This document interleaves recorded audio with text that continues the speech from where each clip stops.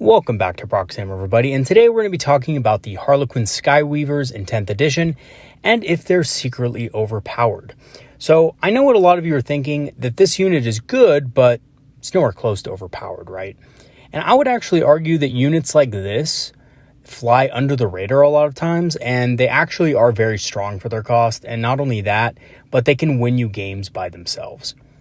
It is very rare that you can get a unit in any codex that has a lot of damage and also a lot of utility. And if you combine those things together, it is a recipe for a very strong unit. So without further ado, let us go ahead and dive right into it and talk about Harlequin Skyweavers in 10th edition. But first, a quick overview of what we're going to be looking at in today's video. We're going to be looking at the stats, weapons, and special rules of the Skyweavers, their strengths and weaknesses, their combos and synergies, and lastly, the role Skyweavers play in an Eldar army and how to make the most out of them. So starting off with their stats, they have movement 14, which is the same as other jet bike equivalents. They're no faster or slower. They also come with a 4+ save and a 4+ invulnerable save as well. The 4+ save doesn't seem relevant, but if you can get the benefit of cover, you will be getting a 3+ save. So it is a little bit relevant in some cases. As far as their ranged weapons go, they come with either shuriken cannons, which are effective against heavy infantry like Space Marines, or the haywire cannons, which deal solid damage versus vehicles. The haywire cannons do have anti-vehicle 4+ and devastating wounds. That means every roll to wound of a 4+ is going to proc a devastating wound and do 3 mortal wounds. That's very strong. And since you get 2 of these for a minimum squad, that's going to be 4 shots, and that's a pretty good chance of getting at least a couple wounds with this thing. So typically, on average, with a reroll to hit and wound, you're looking at 6 mortal wounds per turn, which is extremely strong. They can also take the star bolas, which do really solid anti-infantry damage and can even punch hard versus light vehicles or bikes. I think the only thing that really keeps the star bolas from being better is their low range of 12. But they are still very effective. Strength 7, AP -2, and damage 2 is a very good range profile for killing marine equivalents or damaging bikes or light vehicles. As far as their melee goes, they come with the basic close combat weapon, which is really low strength, kind of lame. 4 attacks, but strength 3, AP 0, and damage 1. They can upgrade to the Zephyr Glaive, which is basically like the Zephyr Blade, but bigger. If anyone gets that reference, please let me know in the comments. I'd like to see if anybody else is as weird as I am. And the Zephyr Glaive is good against toughness 4 2 wound models. So if you look at the profile, it is a decent combat weapon. It's strength 5, AP -1, damage 2, has 4 attacks as well. So it is good, but it's not anything amazing, right? It's not an amazing close combat weapon. It's not going to sweep through enemy units or anything like that. It's mostly going to be used for picking off the odd target on the flanks or finishing off a unit in combat that your other units couldn't quite deal with. As for their abilities, I don't think this one is a real winner. Basically, it deals mortal wounds to one enemy unit they move over, but it's a very low amount. It's only 1 roll on a 4+ per model. Typically, you're only going to have a max of 4 models in this unit, so it's not that great. And just keep in mind that the Hornet, which is 80 points, is getting 6 dice when it moves over enemy units to deal its mortal wounds, plus a potential tank shock. So, is this ability good compared to other units in our codex? Absolutely not. Is it somewhat decent and will get you at least 1 mortal wound on average for a unit of 2? Yeah, sure, it's an extra mortal wound if you choose to charge in. But other than that, it's just not really that good. And in a lot of cases, I would actually argue that you do not want to use this ability because it could bring you within line of sight of enemy units that can overwatch. So do watch out for that. This isn't always an ability that you want to use. Yes, it's an extra mortal wound, but you have to compare that with what's on the board and what could possibly threaten you after you finish moving. As for their war gear options, they can obviously switch out the shuriken cannon for the haywire cannon and swap out the star bolas for the Zephyr Glaive.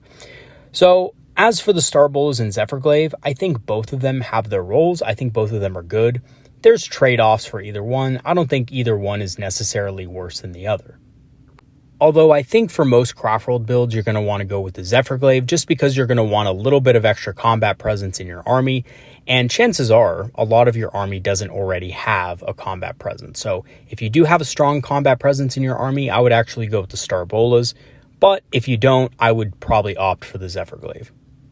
As for the Haywire Cannons, I would always take the Haywire Cannons. I think they're always going to be better than the Shuriken Cannons just for that proc of devastating wounds, right? So even if you're not going against vehicles, the weapon can still proc devastating wounds on 6s, which with the reroll to hit and wound will give you about a 50% chance of proccing that against a non-vehicle target, and that's going to be already slightly better, in my opinion, than the Shuriken Cannon. So straight up, I do just think the Haywire Cannon is the better weapon in this case. As for the unit composition, they cost 95 points for 2 and 190 points for 4 of them, making them pretty cost efficient for the utility and damage they bring to the table. As far as their keywords go, they have the fly and smoke keywords, allowing them to fly over units and benefit from the smokescreen stratagem. As far as their strengths and weaknesses go, they're very fast and maneuverable. They have, of course, movement 14 and fly that helps them get around things very quickly. They have good anti-vehicle damage and mortal wound potential. Even though the mortal wound potential is really low on their ability, it's really high on the Haywire Cannons. And they are also a decent melee combatant with the Zephyrglaive. Their weaknesses, however, are that they're fairly fragile, especially to indirect fire, as indirect fire doesn't really care too much about their 4+ invulnerable saves. And they're also weaker against higher toughness targets that are not vehicles. So yeah, the Haywire Cannons are going to be able to take out vehicles of all toughness values, but if you're not shooting at vehicles, they tend to struggle. As for their combos and synergies, Guide does help them quite a bit. It gives them a good boost to hit, as they are both a shooting and melee threat. Also, Doom helps them hit harder against tougher targets. So that's one of their main weaknesses, is going up against tougher units. Things with toughness 6, toughness 7, they really struggle against. So Doom can help them out quite a bit with that. And of course, Guide helps them hit better, and because they're going to be shooting and participating in close combat a lot of times, Guide can be useful. However, you'll notice here that there aren't really a lot of combos and synergies available to them, and that's because Haywire Cannons do mortal wounds, and there's not a lot that, synergizes that well with mortal wounds. Right, so lethal hits isn't going to help them. Removing a target's cover isn't going to really help them, right? Especially with the Haywire Cannons, Doom isn't really going to even be able to help them because, if they're going against vehicles, it's just not going to matter. They're going to wound on 4+ anyway because of the anti-vehicle rule, so Doom just doesn't really help. The thing about these guys is that they may not have many combos and synergies, but they don't rely on these combos and synergies to actually be effective as a unit. They don't need Guide. They don't need Doom to function well as a utility and damage dealer that can finish units off or deal consistent damage to enemy vehicles. So that kind of brings up the question, what is the role of Skyweavers in an Eldar army, and how do you make the most out of this odd unit? Because the unit does seem a little bit odd on paper and wouldn't be considered by a lot of players right off the bat. And that's because to get the true value of this unit, you actually have to start using it on the battlefield. After all, Skyweavers are a mixed role utility unit, so it can be kind of hard to figure out what they're best at. And the answer to that question is they're just good at a lot of different things on the battlefield, and it really depends on the situation you find yourself in. They do consistent damage versus vehicles, so if your opponent has a lot of vehicles, these guys can easily chip wounds off of them, especially lighter vehicles, things like Vipers, or models with 6 wounds or less. These guys are really good at killing Sentinels. Imperial Guard Sentinels that have advanced deployed or scouted, these guys can take them out pretty easily.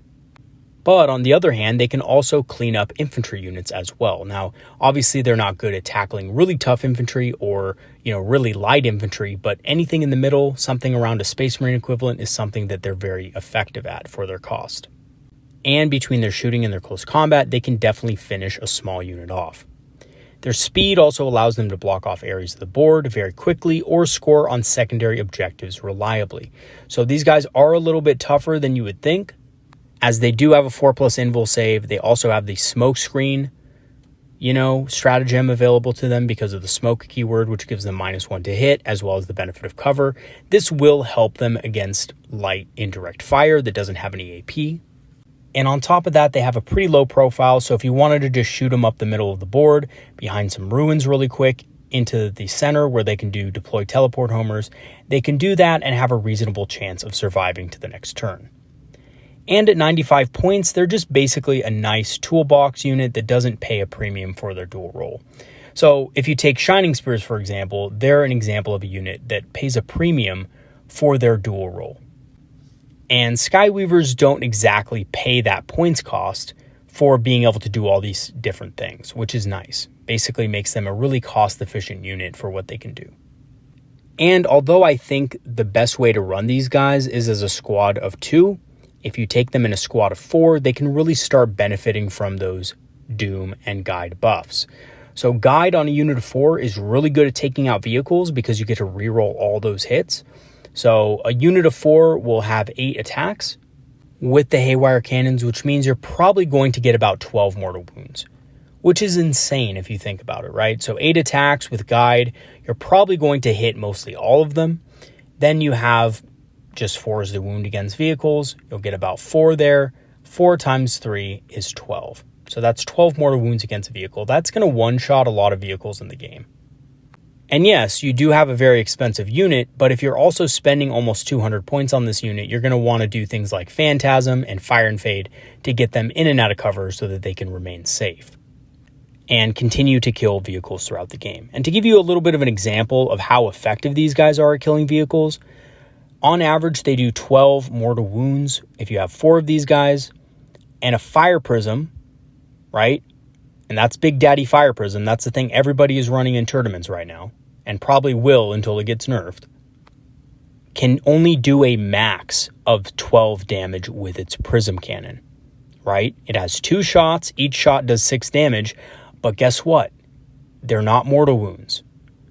These Haywire Cannons are doing mortal wounds to vehicles, and the Fire Prism, even though it's, more versatile, is giving your opponent an invul save, right? So if your opponent's vehicle has some sort of invul save, or if your opponent has, the benefit of cover and has a bit of an armor save, that Fire Prism is going to be less effective than the Haywire Cannons. And that is really something to consider, right? I mean, I know there's a lot of other benefits to having a Fire Prism. Again, like I said, the disperse shot, you have the ability to link fire and things like that with the Fire Prism that make it really efficient with other Fire Prisms. But just comparing one Fire Prism to a unit of these guys do better damage versus vehicles, and they can also go after other targets effectively as well, right? Again, they're a pretty decent combat unit if you get them the Zephyr Glaives. And if you give them the Star Bolas, they can actually take out light targets pretty effectively as well. Things like infantry or bikes or other units that are, toughness 6 and below. And just to give you an idea of how much damage these guys can do in real games, I'm running 6 of them in a Harlequin list at the moment. And this pure Harlequin list has 3 units of 2. They all have the Haywire Cannons, and they were basically popping a vehicle every single turn. Every time my opponent would pop a vehicle out of terrain to shoot at something, these guys were there mopping the floor with it the very next turn. The great thing about Mortal Wounds is they don't care about your armor save, they don't care about your invul save, and they certainly don't give a damn about your feelings either. So, in conclusion, Skyweavers are a great inclusion if you need something fast, they can score on objectives, but can also protect your backline and deal consistent damage to enemy vehicles. If used carefully, they will rarely perform poorly and will offer a reliable source of situational utility. And I really have to say, even though their damage isn't spectacular in close combat, I mean, Strength 5, AP -1 is good if you have the Zephyr Glaive. It's nothing spectacular. What it will do, however, is prevent an enemy unit from getting to your squishier target. So if you just want to use these guys to defend your backline, pop out every once in a while, deal some mortal wounds to vehicles, but also have something fast that can respond to quick threats that are threatening your support weapons and fire prisms and things like that, these guys are definitely a great answer. And they hold up in combat pretty well because they have that 4+ invul save. They're able to, stick it out against high AP attacks. So if your opponent has some high AP weaponry that can punch through normal jet bike armor, they unfortunately won't be able to do it against the Skyweavers. And buying another turn with your Fire Prism shooting in the backfield can make the difference between losing a game and, of course, bringing home the W. All right, everybody, that is going to be it for today's video. Thanks for watching.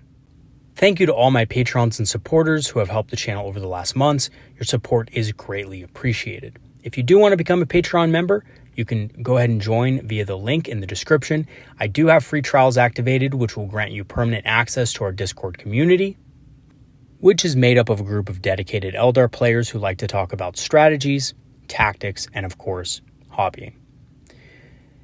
Also, I do have a channel store page if any of you guys want to grab some Eldar-inspired apparel to rep at your local game store. I will leave the link in the description for you guys if you want to go ahead and check that out. All right, everybody, that's going to be it for today. Peace out. Have a great weekend filled with great games, and I'll see you guys next time. Have a good one, everybody. See you later.